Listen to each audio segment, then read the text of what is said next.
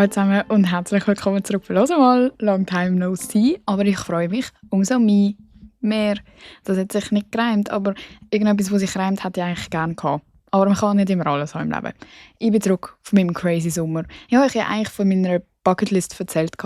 Und darauf war, dass ich allein auf... das habe ich noch nicht gesagt, wo. Aber ich bin auf Thailand gegangen, allein. Und was war dort noch?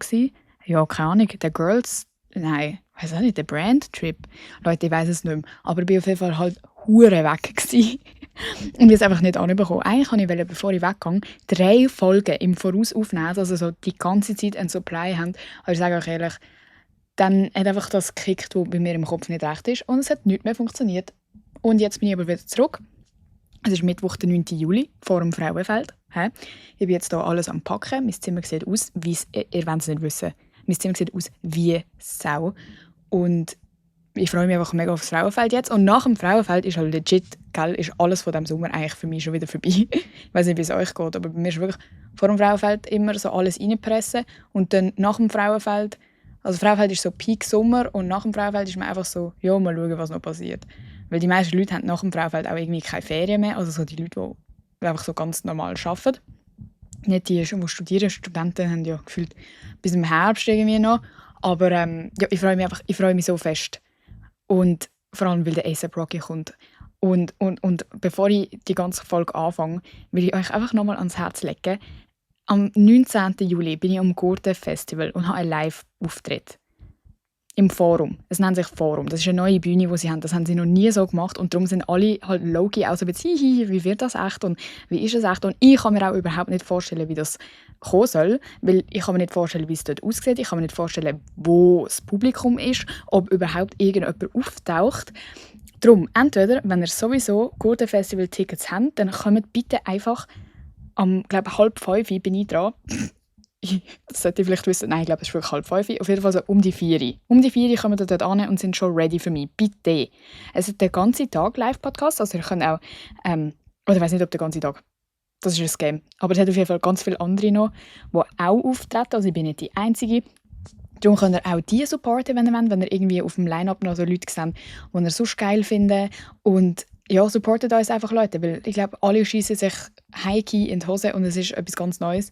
Aber es ist mega, mega cool, dass eben so eine Art wie ein Gurten-Festival das supportet und ja, uns einfach eine Bühne bietet, um mit euch zu interagieren. Weil eben das Coolste ist eigentlich immer, wenn wir uns in echt sehen können und einfach das durchziehen können, was wir hier eigentlich den Rest des Jahres so machen.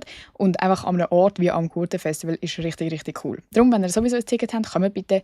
Ich fände es schon ein bisschen crazy, extra ein Gurten-Festival-Ticket kaufen, nur für das, weil die Tickets sind wirklich nicht billig. Aber vielleicht findet ihr ja irgendwelche Künstler am Samstag, wo ihr so sind, wow, den will ich sowieso hören und dann gehe ich noch bei der Emma reinhören. Bitte, bitte, wirklich, weil ich kann nicht mehr schlafen. Ich habe so Angst. Aber das wird sicher cool.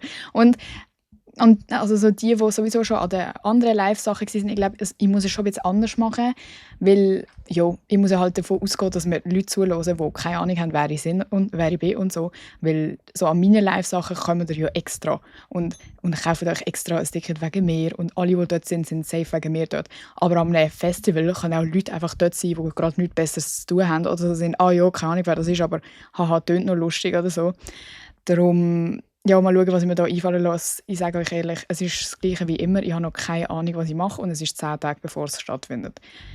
Ich bin erst mal noch am überlegen, was ich anlege. Weil das ist irgendwie ein einfacherer Worry zum haben. So, oh mein Gott, was lege ich an? Wie sehe ich aus? Anstatt so, haha, was zum Gucker willst du überhaupt dort sagen? Aber keine Angst, Leute. Es wird nicht schlecht. Ich bin immer so. Ich bin mit allem so. Mit jeder Abschlussarbeit, mit jedem Vortrag, mit jeder krassen Kooperation, die ich jemals hatte. Ich funktioniere einfach so.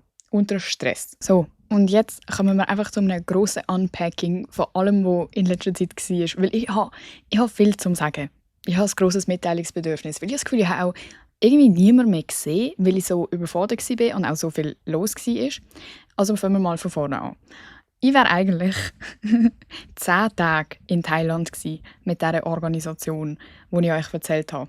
Wenn ihr die Folge nicht gehört habt, es ist einfach so eine Organisation, wo das heisst Gals Who Travel und dort kannst du einfach allein buchen und das Ziel ist wie so, die meisten anderen kommen halt auch allein und darum ist es nicht weird und du hast so einen Tourguide dabei und es ist alles schon geplant. Also du gehst einfach dort hin und die Leute haben wie einen Plan für dich, was du jeden Tag machst und du bist mit so, keine Ahnung, 18 anderen Leuten dort und das ist halt weniger scary, als wenn du allein reist, aber du bist halt trotzdem allein irgendwo weggegangen. Und das Prinzip finde ich mega cool und es klingt auch alles mega krass auf Social Media und auch auf ihrer Website, obviously, und alle sind auch so «Wow, hehehe», weil das hat auch eine Influencerin gestartet, so eine UK-Influencerin. Ich habe keine Ahnung, wer die ist, weil ich kenne wirklich keine UK-Leute, aber es sind dann schlussendlich auch mega viele von der UK immer auf diesen Trips, was ich schon mal vorwegnehmen kann, ein bisschen scheisse finde. Nicht, weil ich etwas gegen Leute von der UK habe, aber weil es mehr so ist, wenn du zu viele Leute, das habe ich sonst schon auch erlebt, wenn ich eben, zum Beispiel, als ich mit EF in Costa Rica war, sobald du zu viele Leute von einem Land so hast, an so einem Ort, wo du halt eigentlich auf dich allein gestellt bist und so jetzt exploren willst und so, haha, wir sind alle nett zueinander. Sobald halt Leute eine Gruppe bilden können, based on, dass sie vom gleichen Ort kommen, tun nur noch die Leute miteinander interagieren. Das ist ja wie wenn wir irgendwo im Ausland plötzlich 5 Schweizerinnen wären, die alle irgendwie das Gleiche fühlen und können Schweizerdeutsch miteinander reden, dann haben wir doch keinen Bock mehr, also dann interagieren wir ja nicht mehr gleich mit den anderen. Wie wenn es so wäre, oh mein Gott, ich bin die einzige Schweizerin hier, ich muss mich jetzt fett einbringen bei den anderen und wir reden alle mega verständlich miteinander, weil es hat eine von Frankreich, eine von der Schweiz, eine von Italien, eine von, keine Ahnung, Alter, Japan. Weißt du, was ich meine? So, es ist ein ganz anderer Vibe, als wenn es so Grüppli gibt, die nur darauf basieren, dass man vom gleichen Ort kommt. Und das ist halt bei unserer Gruppe schon mega so gewesen. Ich glaube, logisch, so 3/4 sind von der UK gewesen. Aber erstmal, ich wäre eigentlich 10 Tage da gewesen. Und ich habe mich auch schon so lange auf das gefreut und bin richtig so gewesen, krass, okay, richtig krasse Challenge. Wirklich 2 Tage, bevor ich abgereist bin, schreibt mir jemand und ist so, hey, was machst du die nächsten 3 Tage? Oder so. Ich so, ich bin in Thailand. Und ich habe schon gewusst, wenn die Person mir schreibt, die Person schreibt mir nur für coole Sachen. Wenn die Person mir schreibt, dann habe ich ein Problem, weil dann gehe ich höchstwahrscheinlich nicht auf Thailand. Dann so, ach so, also, also gehst du in die Ferien? Ich so, ja, wieso? Dann so, ja, nein, ist egal. Also, nein, Thailand ist auch cool. Ich so, was verpasse ich, wenn ich auf Thailand gehe? Die Person so, nicht. Ist schon nicht so krass. Dann irgendwann habe ich es rausbekommen und dann war ich so, ich kann im Fall Thailand canceln. Wirklich, ist also, oh mein Gott, weißt, ein einziges Mal plane ich etwas. Und es ist auch immer so. Ihr kennt das alle, ein einziges Mal ist man so weg oder hat so Ferien. Oder kann ich, bei mir ist es zum Beispiel auch immer so, wenn ich in der Ferien bin, passiert etwas mit meinen Tieren. Jedes einzelne Mal bis jetzt. Diesmal zum Glück nicht. Aber sonst jedes Mal, wenn ich in die Ferien gegangen bin, so 1 Woche im Jahr, wo ich einfach allein weg bin und mein Zeug hinterlasse, ist irgendwie Coco gebissen worden, also unser Althund, oder irgendwie hat irgendwie ihre Blase ist fast geplatzt, wirklich so in separaten Ferien. Darum, ich weiss einfach, wenn ich etwas plane und mich darauf freue, dann ist es immer weg am Schluss. Und dann habe ich wirklich gesagt, Scheiße, okay, ich muss es halt legit absagen, weil obviously, ich kann euch nicht sagen, was es ist, aber es ist etwas Cooles und es ist halt so mit meinem Job verbunden. Und immer wenn man so eine coole Anfrage bekommt, ist man halt so, ja, okay, das bringt ja auch langfristig etwas. Das ist nicht nur cool, um das jetzt, keine Ahnung, die 3 Tage lang zu machen, sondern das bringt mir ja für immer etwas, wenn es eine krasse Opportunity ist, weil blä, blä, blä, du kriegst Anerkennung, blä, blä, blä, du kannst die Preise erhöhen, wenn du die ganze Zeit krassen Scheiß machst, was sonst niemand machen darf. All diese Sachen muss man ja irgendwie mit einbeziehen in seine Entscheidungen. Und das ist einfach mega schlimm, gerade so eben in diesem Influencer-Ding, vor allem wenn man, also ich bin ja trotzdem noch mega jung, weil du hast so niemanden, wo du kannst fragen, findest du, das ist eine gute Entscheidung oder eine schlechte Entscheidung? Weil wer kann dir schon sagen, ob das eine gute oder eine schlechte Entscheidung ist? Keine Sau hat den gleichen Beruf wie du, keine Sau hat die gleiche, keine Ahnung, es ist einfach alles komisch. Du musst so, ja, in dem Fall sage ich jetzt meine 3000 Stutz Reise ab, weil, ja, es bringt mir dann schon mehr. Und wenn du das halt normalen Leuten sagst, aus deinem Umfeld, sind die so, aber das ist ja mega viel Geld, das aus dem Fenster wirfst. Und du bist so, ja, ist es. Aber das andere bringt mir halt rein theoretisch mehr. So. Und dann bin ich erstmal dann an dem Morgen, vor allem, ich habe die Nachricht im Bett gelesen, am 7. Uhr am Morgen, gell. Das Erste, was ich lese, wenn ich meine Augen aufmache, ist so, wow, oh mein Gott, du kannst etwas viel Cooleres machen als Thailand. Toll, great, gehe ich so abends zu meiner Mami, Mama, So gefühlt in der Unterhose. «Mama, was soll ich machen?» Sie so: «Oh ja, du musst es absagen.» Sie wollte nicht, dass ich allein auf Thailand gehe. Ich habe eh Angst, wenn du allein gehst. Ich so: «Ja, okay.» Dann haben wir aber irgendwie einen Weg gefunden, wie ich es nicht ganz haben müssen absagen, sondern einfach später nachgereist bin. Was auch mega unnötig ist, low-key, weil ich war schlussendlich 4 Nächte dort gewesen, und das ist jetzt auch nicht so das Beste, für das zu fliegen. Und ich habe das auch sonst auf Social Media nicht erzählt, weil ich gedacht habe, ja, schiessen wir ja alle zusammen. Aber das Ding ist, ich musste nicht dafür zahlen. Also bin ich lieber 4 Nächte noch gegangen und habe ein bisschen von meinem Geld wie gesaved, weil es sind wirklich 3000 Stutz gsi, die ich schon gezahlt habe für die Reise und Flüge und so. Und das alles um Fenster werfen wäre halt sowieso scheiße, und ich wäre sowieso geflogen. Also ob jetzt der Umwelt macht es nicht mehr weh, ob ich 4 Tage dort bleibe oder 10. Aber es ist halt einfach scheiße. Und ich das auch nicht so präsentieren auf Social Media, weil ich will das auch nicht so für gut heissen, dass man das irgendwie regelmäßig machen würde. Aber ja, ich wollte ja trotzdem noch hinwollen und habe so gedacht, ja, nein, jetzt habe ich mich so lange auf das gefreut. Und ich bin auch, im Voraus bin ich mega so gewesen, dass ich das irgendwie auch brauche, weil ich mich oft in letzter Zeit nicht so wirklich wohl gefühlt habe oder so das Gefühl hatte, ich brauche mal einen Tapetenwechsel, oder auch irgendwie so ein bisschen das Gefühl hatte, dass vielleicht die Leute mich gar nicht so gerne haben oder dass ich irgendwie nicht so richtig reinpasse. Und ich finde, dann bringt es mega viel, wenn du mit fremden Leuten Zeit verbringst, wo du so wieder merkst, aha, doch, es haben mich schon Leute gern, und es liegt nicht einfach alles nur an mir, sondern mein Umfeld hat auch gewisse Sachen, und es ist eine ganze Dynamik, und es ist nicht nur die Emma ist doof. So. Und das ist immer mega schön zu merken, das sage ich auch jedes Mal, wenn ich irgendwo war, das wisst ihr, dass du mit fremden Leuten connecten kannst, und egal wo du bist und egal wer du bist und egal von wo du kommst, du kannst eine gute Zeit miteinander haben. Und darum habe ich mich mega auf das gefreut und bin auch zu all meinen Leuten so gesagt, ja, ich glaube, ich brauche das mega. Und wenn es mir dann mal schlecht gegangen ist oder ich mal traurig war, habe ich immer so gedacht, ja, aber bald Thailand. Ja. Und dann komme ich dort an, und es ist einfach, ich habe natürlich schon gewusst, dass es wird schon krasse Grüppli haben, weil die Hälfte ist schon vorbei von diesem Trip. Und ich bin nicht mit der Erwartung rein, dass ich irgendwie noch krass connecten will mit irgendjemandem. Ich bin mehr so rein mit, ja, das wird jetzt noch lustig und keine Ahnung, ich bringe mich vielleicht ein bisschen ein, aber eigentlich bin ich mehr für den Trip dort, nicht mehr so für die Leute. Einfach, dass ich auch mal noch etwas gesehen habe und am Meer war und so. Ein bisschen mehr dieser Vibe. Aber es war so krass ein Grüppli-Vibe, dass es wirklich schlimm war für mich. Ich bin dort angekommen und ich muss denken, ich bin allein auf scheiß Thailand. Ich bin allein noch auf PP Island. Ich will Phi sagen, aber alle sagen PP. PHI. Ich bin allein dort mit der Fähre an und so. Und sie waren schon da und nachher pulle ich ab zum Hotel, und auf dem Weg dorthin habe ich schon so 3 verschiedene gesehen. Und die waren alle mega nett. Gell, du bist Emma, mega cool. Haha, so cool, krass, blablabla. Und dann bin ich irgendwie in der Lobby vom Hotel und alle sind auch dort gewesen. Also wirklich alle. So legit 18 Leute. Ich laufe so an. Leute, was macht man? Ich kann ja nicht jede Einzelne umarmen, oder? Also bin ich einfach an und habe so «Hey, guys!» und dann so ein grosses Winken, weißt du, so, dass man so an alle winkt. So «Hey, I'm Emma. I'm the one who's late, but I'm here now. Haha, nice to meet you.» So. Und ich weiss nicht, wenn ich das meinen Friends erzählt habe ich halt immer so gesagt, «Ja, und du weißt, wie ich bin.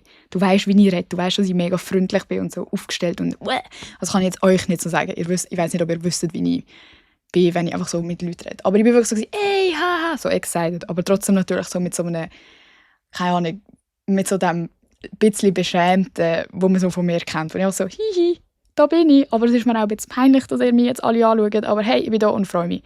So der Vibe. Und Alter, ich sage euch, die Mehrheit von diesen Girls, die dort waren, sind einfach so «Hey.» Und ich übertreibe nicht. Ich übertreibe nicht, wenn ich euch jetzt das alles erzähle. Wirklich. Und ich habe mich so gefühlt, oh mein Gott, das kann ja nur scheiße werden. Und habe natürlich trotzdem gelächelt und und wie geht es euch und was macht ihr und wie war es bis jetzt gewesen? Bro, wirklich, ich habe mich so fest probiert einzubringen und für die Leute zu interessieren. Obwohl ich natürlich, Bro, es hat mich doch auch nicht gejuckt. Im Großen und Ganzen, wie jetzt dein Trip bis jetzt war, das fragt man halt einfach, weil man nett wirken will oder irgendwie zeigen will, dass man kann. Also, ihr wisst, was ich meine. Und die Leute sind dann auf jeden Fall, die meisten von denen haben dann halt einfach höflich mehr geantwortet. «Oh yeah, it was lovely, yeah.» Und dann aber nichts zurückgefragt. Das war denen so scheißegal gewesen, ob ich jetzt dort bin oder nicht. Und eben, wie gesagt, das habe ich auch erwartet. Ich habe mir so gedacht, ja logisch juckt ich die nicht, weil keiner hat mehr das Bedürfnis mit jemandem banden, weil jeder hat schon seine Leute. So. Und so ist es einfach. Das ist ja irgendwie natürlich. Das ist nicht mal so unbedingt böse von denen. Ich würde es zwar nicht so machen, kann ich euch ganz ehrlich sagen. Aber ich verstand, von wo das kommt, dass die das alle so gehandhabt haben. Auf jeden Fall ist es dann halt einfach immer so weitergegangen, Leute. Ich habe schon ein paar Leute kennengelernt, die auch nett waren. Auch eine war zum Glück Schweizerin und sie ist, ich glaube, 34 oder so. Und die Leute sind auch, wo ich so gefragt habe, gell, es hat noch eine von der Schweiz, wo ich noch nicht alle aufs Mal kennengelernt habe, sind alle so gesagt, «Oh yeah, but she's really old. She's so old.» Und ich dachte, Bro, ich habe nicht gefragt, ob sie alt ist, ich habe gefragt, ob es eine hat. Und alle natürlich schon so einfach nur judged based on, dass sie 34 ist. Und ich also bei Alten, ach, ihr sind so asozial. Auf jeden Fall, eben, sie hat glaube auch nicht so banden können mit diesen Leuten. Hat halt auch nichts mit ihnen können anfangen, weil es ist halt schon ein grosser Altersunterschied. Die Jüngsten sind so 19 gewesen. Und dann habe ich einfach irgendwann mit ihr gechillt, dann haben wir so zu zweit gechillt und so low-key über die anderen gelästert irgendwann, weil wirklich, Leute, zum Teil die Sachen, die sie gemacht haben. Aber egal, weiter. Dann ist es einfach, es hat immer wieder so Momente gegeben, wo sie reden so wirklich mit krassem British Accent, aber die meisten sind, glaube ich, eher so von ländlicheren Orten und reden recht undeutlich und ein paar sind auch von Irland gekommen. Und eine war, glaube ich, auch Schottin gewesen. Und ihr checkt, oder? Ihr wisst, wie die reden. Man versteht die nicht, wenn man nicht mega krass zulässt. Und wir sind ja mega oft in so Situationen gewesen, wo man irgendwie in einer Bar ist oder in einem mega lauten Restaurant und so, und du verstehst sie halt einfach legit nicht. Und dann, wenn du dann so bist, «Ah, sorry, kannst du noch mal sagen?» dann sind sie low-key genervt gewesen. Und ich so bin, «Oh mein Gott, du gehst auf einen Trip mit irgendwelchen fremden Leuten von der ganzen Welt und bist dann pissed, wenn die Leute nicht Native Speakers sind von deinem crazy Akzent. So, sorry, aber du kannst halt keine andere Sprache. Und wir kommen da und sind irgendwie so 3-, 4-sprachig und du lachst uns low-key aus dafür, dass wir deine Sprache nicht perfekt können. Dann haben sie also mega so Slang-Wörter gebraucht die ganze Zeit. Und ich bin wirklich versiert in so Social-Media-Sprache und so, kannst du mir ja mit allem kommen und ich verstehe es. Wenn ich mit einem American Dude rede oder so, dann es gibt kein Kommunikationsproblem. Aber es ist wirklich daran gelegen, dass sie krass wirklich nur so geredet haben, wie sie es verstehen, weil sie ja alle von dort kommen. Das ist wie wenn ich nur Schweizerdeutsch rede und es sind aber eigentlich noch ein paar Deutsche umeinander und die Deutschen sind legit den ganzen Tag so «Bro, ich check nicht.»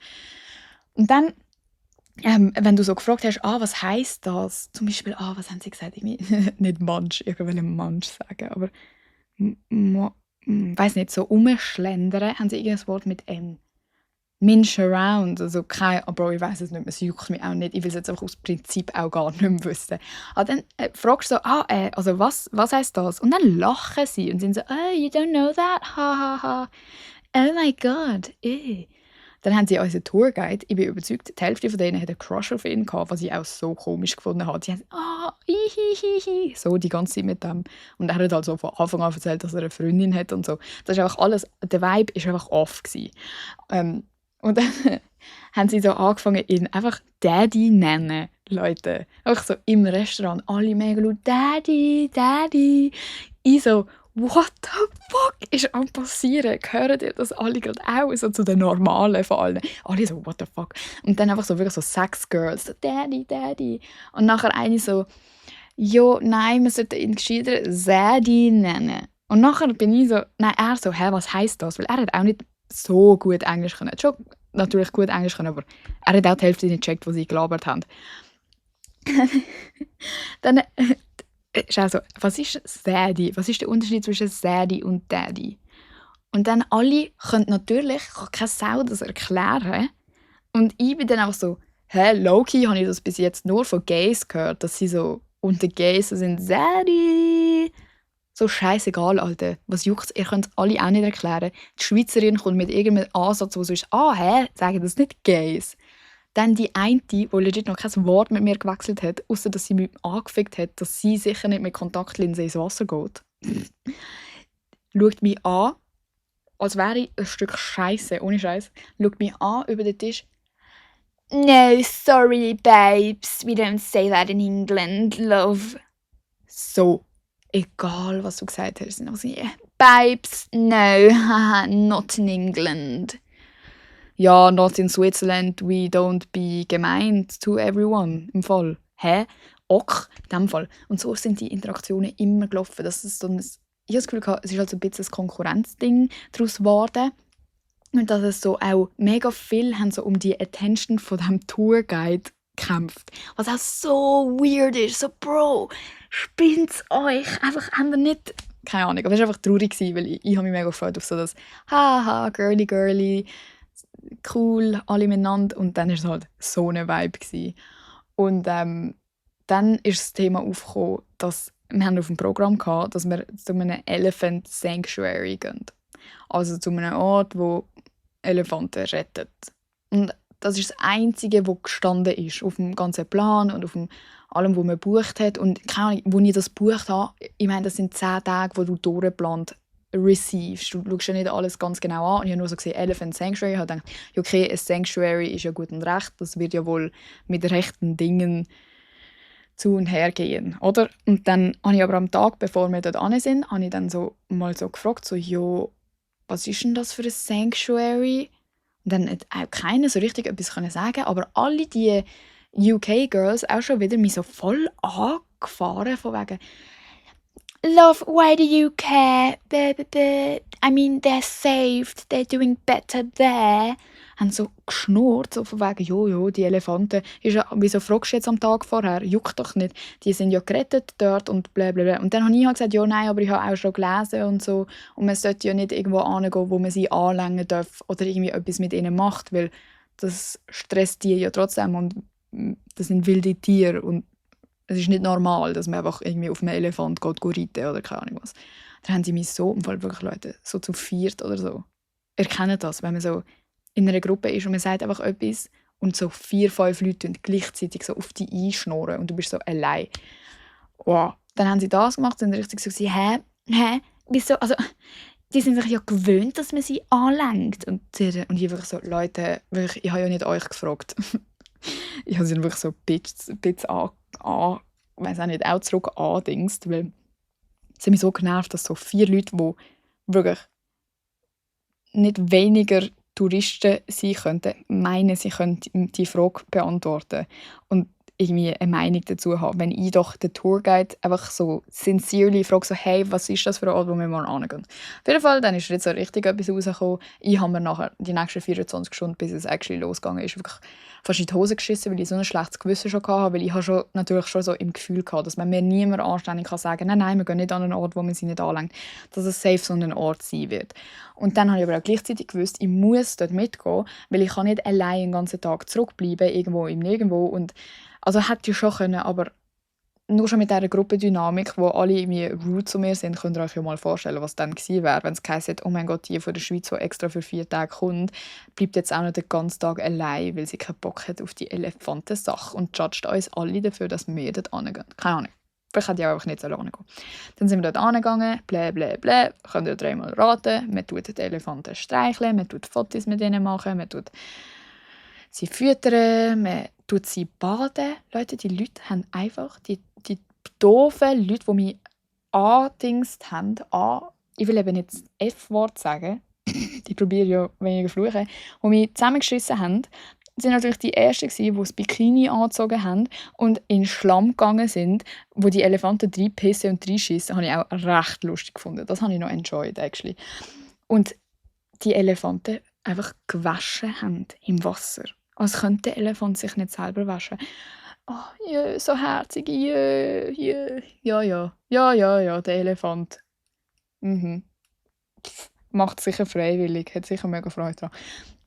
Dann habe ich eigentlich schon den ganzen Respekt für die Leute verloren, weil ich wirklich so dachte, oh mein Gott, wenn du so ein Mensch bist, der das cool findet und nicht eine Sekunde hinterfragt, was das für ein Ort ist und dass es nicht cool ist für die Tiere, musst du ja wirklich, also nein. Und wenn da jemand zulässt, der das cool findet, ja, dann finde ich es halt cool, aber kannst du dich mal informieren, kannst mal ein bisschen googlen oder frag mal ChatGPT oder so irgendetwas, das ist nicht mega cool. Und dann bin ich natürlich dort auch schon den ganzen Tag bin ich so low-key pissed in einer Ecke gehockt und habe einfach so gewartet, bis es vorbei ist, weil ich nicht wollte in die Nähe von den Elefanten, ich wollte sie nicht stressen, ich wollte wie nicht noch schlimmer machen und habe auch einfach mit denen, die dort arbeiten, geredet und so und Sachen gefragt und eben, sie haben mir auch gesagt, sie wünschten, man müsste es nicht so machen, aber sie verdienen kein Geld, wenn sie das nicht offerieren, dass man sie anlängen darf, weil es juckt halt die Leute nur, wenn du ein Foto machen kannst. Mega traurig. Darum da nochmal, ich habe schon ein Video darüber gemacht, aber wirklich, wenn ihr irgendwo sind, wo das eine Möglichkeit ist, dann schaut doch bitte, dass ihr an einen Ort geht, wo man die Tiere nicht anlenkt. Also Leoparden und so. Leute, wenn man an einem Ort ist, wo man einen Leopard streicheln darf, dann bitte überlegt doch mal und denkt, wie ist es möglich, dass ich so ein Raubtier anlängen kann? Die sind betäubt, die sind unter Drogen. Also, checkt ihr? Oder werden aufs Gröbste abused, dass sie nicht jemanden angreifen, weil sie wissen, sonst kommen sie hart drunter. Das ist einfach nicht in Ordnung. Darum gehen an Orte, wo man sie von mir aus von Weitem anschauen darf, so Safari-mässig oder sonst etwas. Aber sonst, es ist auch nicht schön. Es ist nicht schön, ein Foto, also ich habe ja dazu geschaut, es ist jetzt nicht eine magische Experience, wo man sich fühlt wie eine Prinzessin, wenn der Elefant an einem Seil angezogen wird und dem Elefant gesagt wird, du musst jetzt hier stehen, komm, sei brav, und du stehst daneben mit einem Rüebli in der Hand, weil sonst würde der Elefant erstmal gar nichts mit dir zu tun haben wollen. Sie sagen auch etwa 20 Mal «Remember, no food, no friend». Und sie sind einfach so «Bro, läng ihn nicht an ohne Essen, weil sonst könnten sie aggressiv werden». Also, dann ist das ja nicht ein schönes Erlebnis. Für die auch nicht. Und auf dem Foto, ja, wow. Also ich finde in dem Fall niemand cool, der die Fotos sieht. Man denkt sich so, ja, cool, das ist das gleiche Foto wie 40 andere an diesem Tag. Also wisst ihr, was ich meine? Es ist nicht ein wilder Encounter, wo du einen magischen Moment hast mit einem Strassenhund und «Oh wow, der hat mich actually gern gehabt», weil die Tiere werden gezwungen, das zu machen. Das ist nicht cool. Ja, und dann haben sie mich dort auch schon so mega angefahren. Und auch eben der erste Encounter, den ich mit der hatte, wo so «No, we don't say that in England, babe». Ist einfach so gewesen, dass wir haben so eine Bootstour gemacht und dann sind wir vom Boot runter ins Wasser gesprungen. Und sie ist halt irgendwie die ganze Zeit im Wasser geblieben und sie ist dann aber so, hat irgendwie so gesagt, «Oh nein, aber sie würde schon auch gerne reinspringen, aber sie kann nicht, weil sie hat Linse drin.» Und dann habe ich, Leute, so auf freundlich, bin ich so gewesen, es ist im Fall kein Ding, wenn einfach die Augen mega zudrückst, weil ich habe auch Linse drin und es ist nichts passiert. So zum ihr einfach so sagen, ey, ich habe es auch gemacht und es ist nicht schlimm, darum, wenn du unbedingt willst, dann mach es doch so. So zum ihr, weil sie so reklamiert hat, dass sie nicht reinspringen kann. «Babe, no, trust me, I don't want an eye infections aren't a joke, babes, I'm a doctor.» Okay, du bist Ärztin. Juckt. Sie hat das wirklich in jedem zweiten Satz gesagt. Und ich dachte, also erstens, von wo hätte ich es wissen? Ich bin seit 2 Stunden da. Drittens, wieso weiss ich das? Zweitens, wieso weiss ich das nach 2 Stunden? Hast du nichts Spannendes über dich zu erzählen? Drittens, wo sind wir jetzt bei drittens, glaube ich? Sie hat das wirklich, das war ihre einzige Personality-Trait. Das war wirklich sehr anstrengend. Dann sind wir am Oben in einer Bar oder so. Und ich bin natürlich mit, weil ich ja alles mitmachen, sonst hätte es sich ja noch weniger gelohnt, dort hinzugehen. Und wir sind wirklich einfach stundenlang dort gesessen und haben einander angeschwiegen. Die haben nicht geredet. Es ist einfach so, man bestellt etwas zu trinken und hockt. Oder so einzelne reden so miteinander. Ich habe wirklich das Gefühl, ich bin im falschen Film. Ich habe dann auch meine Roommate-Ding, habe ich so gefragt, hey, ist das bei euch normal, dass man einfach nicht redet in der Bar? Weil bei uns ist es so, man geht in die Bar zum Reden. Sie sagen, nein, das ist schon ein bisschen komisch. Dann hat mal die andere Schweizerin dann mal so explizit eine gefragt, hey, ist es für euch eigentlich möglich, mit ein bisschen weniger Akzent zu reden? Weil ich verstand euch so schlecht und ich würde euch mega gerne besser verstehen. Die andere, ja, kannst du deinen Akzent abschalten? Sie so, nein, das ist auch nicht meine Sprache. So, den Akzent, den ich habe ich wieso? Habe ich einfach. Ja, also wir können das schon, aber es juckt uns halt nicht. Wieso würden wir aufhören, so reden? Wir verstehen uns ja, hat sie einfach gesagt. Hat sie straight up gesagt. Das war so unangenehm. Ich war so daneben, so, ha, ha, ha, ha. Irgendwie noch probiert, die Stimmung aufzulockern. Oh mein Gott, das war so übel. Bei jedem Ding, das wir gemacht haben, gell? Und die haben ja auch so, safe auch so 3000 Stutz ausgegeben für die Reise. Und es sind eben zum Teil auch so 19-jährige Girls und ich kann mir vorstellen, dass sie mega lange gespart haben für das und so. Bei jeder Aktivität, wo du so ein bisschen hast müssen laufen, sind sie so gewesen, «Oh nein, this is so hard. How much longer?» Also, oh mein Gott, Geld ausgeben und nachher rumheulen, ihr solltet einen Schweizer Pass bekommen. Weil das ist so schweizerisch. Wirklich so das. Nein, nein, nein, ich will gar nicht. Da muss ich gar nicht elaborieren. Ihr wisst alle ganz genau, was ich meine. Und dann kommt der letzte oben. Wir gehen so in eine Karaoke-Bar. Ich, Zeit von meinem Leben, hier am Rumsingen und so. Die anderen eigentlich auch recht. Und übrigens, es hat auch wirklich Bar gehabt, die ganz normal und nett waren. Und mit denen habe ich dann natürlich gechillt. Also ich hatte nicht nur eine scheiß Zeit gehabt, aber so der unterdrückte, komische Vibe drückt natürlich durch alles durch und färbt so auf alles ab. Und darum ist einfach, insgesamt würde ich schon sagen, es war ein bisschen weird gewesen, alles. Aber dann haben wir dort eine gute Zeit gehabt und ich habe auch so voll, ich war voll in meinem Element gewesen und habe so voll, keine Ahnung, habe einfach gemacht, obwohl ich auch dachte, jojo, die Hälfte von denen findet mich wahrscheinlich scheiße, aber ist mir jetzt egal. Und dann auch die eben da die Ärztin, haben mich wirklich die ganze Zeit nur so doof angeschaut und so richtig judged für jedes Ding, das ich gesungen habe und so. Und ich, jo, okay. Und dann, ich bin schon mal früher heim mit der anderen, nein, keine Ahnung mit wem, mit irgendjemandem, wir sind zusammen schon ins Hotel, die anderen sind noch geblieben. Und dann bin ich aber noch mega lange wach im Bett und mein Roommate ist dann irgendwie zurückgekommen und ich so, ja, ich gehe jetzt noch ins Zimmer von dieser Ärztin und noch ein paar andere, trinken wir dort noch ein Bier. Ich so, okay, viel Spaß. Und dann kommt sie zurück. I don't think they like you. Ich so, wieso? Mein Herz schon in die Hose gerutscht, weil wirklich, das erinnert mich so an früher und an alles, wo, weißt, wenn Leute dich so grundlos einfach nicht gerne haben, obwohl du dir Mühe gegeben hast oder einfach nett gewesen bist, höflich, einfach normal gewesen bist und Leute haben wie gleich etwas auszusetzen. Das ist einfach so, okay, ja, danke für nichts. Dann hat sie so erzählt, ja, die Ärztin hat voll über mich gelästert und sie halt so gesagt, ja, die Emma hat sich halt schon mehr einbringen können. Ich habe das Gefühl, sie hat sich voll keine Mühe gegeben. Und ich so, Alter, ihr sind so 18 Leute. Ich komme 5 Tage zu spät. Meinst du, das ist deine Aufgabe, zu mir anzukommen und Hallo sagen, wenn du irgendwie etwas mit mir zu tun haben willst, Kollege? Und ich habe immer wieder so kleine Interaktionen gehabt, wo ich wirklich probiert habe, zeigen, dass ich zuhöre oder irgendwie Interesse habe oder so. Aber ja, ich bin jetzt auch nicht denen in den Arsch gekrochen. Obviously. Hä? Und dann hat es noch eine andere dort gehabt. Und die sind auch alle so 26 oder so. Und dann ist die war mega schüchig, habe ich schon gemerkt. Und darum habe ich auch immer wieder so durch die Tage mit der geredet. Und mega viele haben dort ein Tattoo gemacht. Und nachdem sie fertig waren, bin ich zu dieser Schüche an, freiwillig. Keiner hat mit ihr geredet. Gehe an und bin so, hey, gell, du hast ein Tattoo gemacht, zeig mal, mega cool. So. Und dann zeigt sie es und sagt, ja, es ist mein erstes. Und ich so, ja, ich weiss, das haben die anderen gesagt. So. Und bin natürlich noch so, mega herzig, that's so cute, did it hurt? Oh, okay, didn't hurt, that's so great, blah, blah. So, Alter. Dann sagt sie einfach in dem letzten Raum, sagt sie so, ja, sie ist dann auch einfach zu mir angekommen und hat so demanded, dass ich ihr mein Tattoo zeigen muss. Mega komisch gsi. Ich so, Alter, schau, entweder ich bringe mich nicht ein oder ich bringe mich ein und dann bin ich demanding. Und dann hat sie einfach gesagt, als ich gesagt habe, es ist mein erstes Tattoo, ist sie einfach so gesagt, I know. Mega arrogant. Ich so, oh mein Gott. Ich gehe nie mehr zu einer scheuchen Person an. Wirklich. Oh mein Gott, ist das asozial.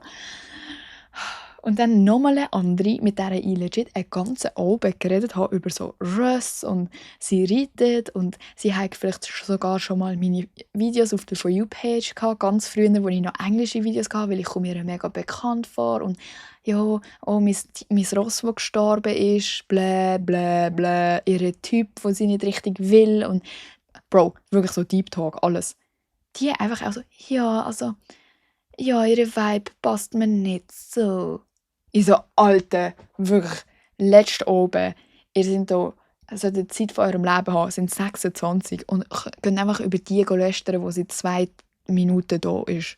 Wie Opfer. Wirklich, ich kann gar nichts dazu sagen. Aber es hat mich mega traurig gemacht, was sie mir das so erzählt hat. Weil, keine Ahnung, es macht ja nie Spass zum Hören. Dann habe ich so gekühlt. Mega peinlich. Ich musste einfach heulen. Aber das war auch mehr, gewesen, eben, weil ich habe das schon oft gehabt, die Situation, dass ich das Gefühl habe, Bro, ich kann machen, was ich will und die Leute haben mich einfach nicht gern, weil sie wollen mich nicht gern haben. Und meine Roomie sie war mega lustig und mega lieb, gewesen, aber sie war halt auch erst 19 gewesen.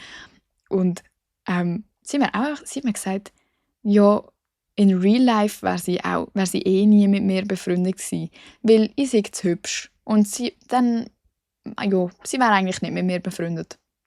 So Sachen, weißt du, wie traust du dich das mir ins Gesicht zu sagen? Und das war so krass für mich. Und es ist auch wieder so ein bisschen, keine Ahnung, schade, weil natürlich habe ich jetzt das nächste Mal, wenn ich in so eine Situation gehe, wieder eine grössere Hemmschwelle zum Überschreiten müssen, weil ich mir so denke, oh mein Gott, letztes Mal war es so schlimm gewesen. Und vorletztes Mal war es aber mega cool gewesen, in Costa Rica.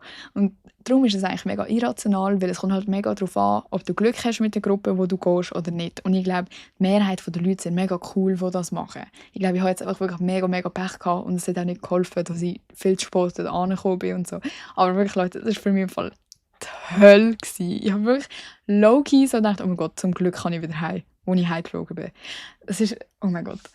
Und darum nochmal, wirklich, bitte, ich gehe mal nicht davon aus, wenn ihr den Podcast hört, aber bitte seid nicht die Leute, die so Grüppli bilden und Leute ausschließen. Und sie haben dann auch immer so, sind allein essen, obwohl Leute immer in den Gruppenchat geschrieben haben, so, hey, wann geht ihr? Wo geht ihr hin? Dürfen wir joinen?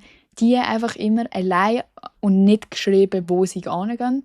Und dann nachher so, sorry, haha, wir haben auch noch nicht gewusst, wo wir gehen essen. Und dann so alle das gleiche Foto postet, so «Best Girls ever». Und so richtig gemein einfach. Und die andere hat das halt mega gejuckt, weil eben, die haben ja auch die letzte ganze Woche mit denen verbracht. Mir hat das natürlich nicht gejuckt. Aber sie sind einfach nicht die Leute, weil ich schwöre euch, das kommt zurück irgendwann. Oh mein Gott, ich muss euch das noch erzählen. Dann sind wir am Flughafen. Alle sind zu einem unterschiedlichen Zeitpunkt abgeholt worden vom Hotel, weil jeder halt unterschiedlich geflogen ist.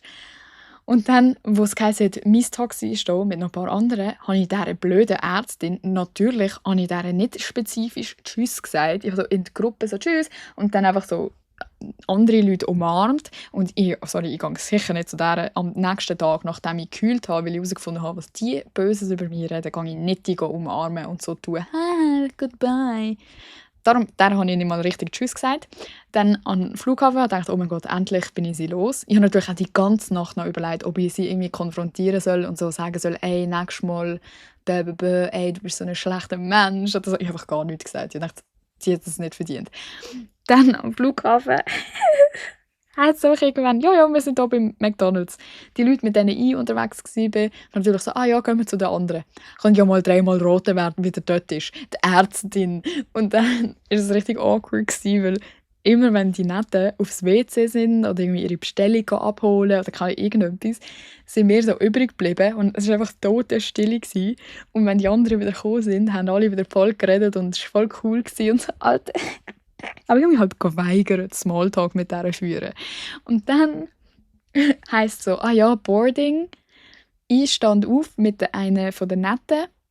Ratet mal, wer auch aufsteht, weil sie auf dem gleichen Flug ist wie die Nette. Ja, die Ärztin. In meinem Kopf natürlich schon, oh mein Gott. Ich muss mich wenigstens jetzt noch nicht verabschieden von der. Aber das heisst, wir sind nachher zu dritt. Ich würde die Nette umarmen und die andere muss ich auch irgendwie loswerden. Das war so schlimm. Dann ist es Zeit, um ihnen 2 Tschüss zu sagen. Ich umarme die nicht. Ich bin so, hey. Und sie so, lovely to meet you, bla bla bla. Die andere dreht sich schon so weg mit dem ganzen Körper, sodass sie low-key mit dem Rücken zu mir steht. Ich so gewunken. Natürlich nicht umarmt, einfach so cringe gewunken und gesagt, bye. Genau in diesem Ton. Bye. Und sie so schaut mich so disgusted an, so über die Schulter gefühlt, winkt auch irgendwie so halbpatzig und macht «Bye». Das war es. Und die andere, die Nette, war so confused, weil ich glaube, die hat das alles gar nie mitbekommen, dass die andere mich hatet. Und dann bin ich einfach weggelaufen. Ratet mal, wer mich auf meinem Privataccount auf Insta angefragt hat. Ja, die Ärztin. Natürlich die Ärztin. Die nehme ich ganz bestimmt nicht an. Aber das ist so, oh mein Gott, das ist so lustig. Bye. Ja, darum seid einfach nicht so Leute. Es ist einfach scheiße. Es ist einfach blöd. Und dann ist aber zum Glück bin ich dann auf Italien mit Essi zusammen. Auf Portofino sind wir. Und dort sind ganz viele mega coole deutsche Influencerinnen gewesen. Und auch so Leute, die ich noch nie gesehen habe, also nicht gekannt habe von der For You-Page oder so. Und die sind alle so nett gewesen. Und es war einfach so fun gewesen. Und es war auch schön gewesen, nochmal so zu checken, es kommt wirklich einfach auf jede individuelle Gruppe drauf an. Und es ist nicht alle Frauen oder nie nur mit einer Frauengruppe unterwegs sein. Oder sobald zu viele Frauen auf einem Ort sind, ist es einfach nur Gossip und Scheiße. Weil das stimmt nicht. Es kommt einfach wirklich immer darauf an, wer wirklich dort ist. Und wir haben es so gut gehabt und wir sind wirklich so, ey, wir können uns besuchen und so. Wir haben richtig so Freundschaften geschlossen und das habe ich nachher nötig gehabt. Ich glaube, wäre Italien nachher noch übel gewesen, dann weiss ich nicht, ob ich jetzt schon parat wäre, um ein Mensch zu sein wieder. Wirklich. Oh. Und ich finde auch immer wieder krass, um so zu merken, wie wichtig es einem auch ist, Teil von einer Gruppe zu sein, obwohl man ja eigentlich so daheim denkt, man so, ja, ich komme eigentlich relativ gut klar allein und da. Aber wenn du halt in so einer fremden Situation bist, wo du auch angewiesen bist auf andere Leute, ist es so wichtig und spielt so eine grosse Rolle. Und ich weiß auch nicht, wie ich mich jetzt fühle damit, dass es mich so verletzen hat können, dass irgendwelche dummen, fremden, asozialen, blöden Leute so über mich denken. Weil ich denke mir, das, was mich traurig macht, dann ist einfach so, dass ich denke, ich würde das nie im Leben machen. Und ich würde nie im Leben so sein. Und ich verstand nicht, wie man es mir gegenüber so sein kann und wie wenig es einem juckt. Weil ich wäre nie im Leben so. Aber das ist halt blöd, wenn einem das traurig macht, in egal welcher Situation, ob das jetzt etwas ganz anderes ist, wo man so denkt, wieso immer ich und ich bin doch immer so nett zu allen. Das ist ja eigentlich ein schönes Ding, dass du weißt, oh mein Gott, ich würde das nie im Leben machen. Das ist gut, das ist schön, dass du das realisieren kannst, dass ich das realisieren kann, dass ich nie im Leben zu jemandem so wäre, der allein als Letzte anreist. Ich wäre die Erste, die angegangen wäre, so, hey, ja, komm doch mit uns mit und so. Aber ich glaube, das hat auch etwas mit Selbstsicherheit zu tun. Weil ich glaube, ganz viele haben sich vielleicht auch bedroht gefühlt in ihren Friend-Groups, die sie dort hatten.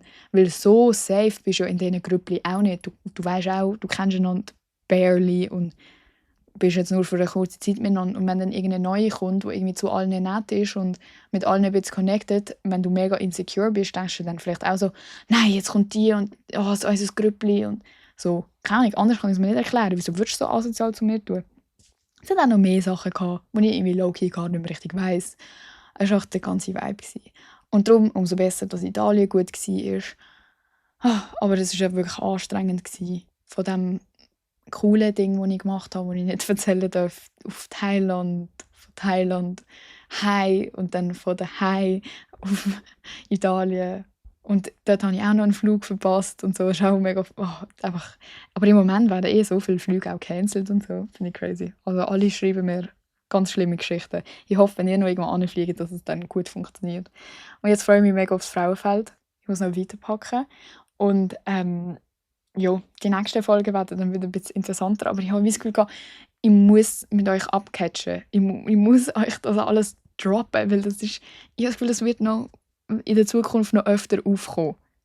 Die ganze Geschichte, weil das hat mich jetzt wirklich nochmal sehr irritiert und geprägt. Und wenn ihr es noch nicht mitbekommen habt, ich bin voll in meiner Kreuzworträtsel-Ära. Ich habe so ein Rätselbuch gekauft und ich kann euch das wirklich weiterempfehlen. Ich habe das vom Chibo oder so. Also so in Real Life, aber ich habe es gesehen und gekauft, glaube ich im EDK.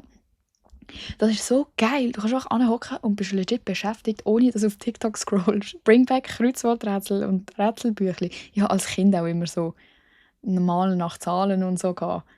Immer so Deutschbücher mit so Deutschaufgaben und Mathebücher. Und die Mathebücher waren immer schön leer gewesen und Deutschbüchli habe ich ganz schnell fertig gehabt.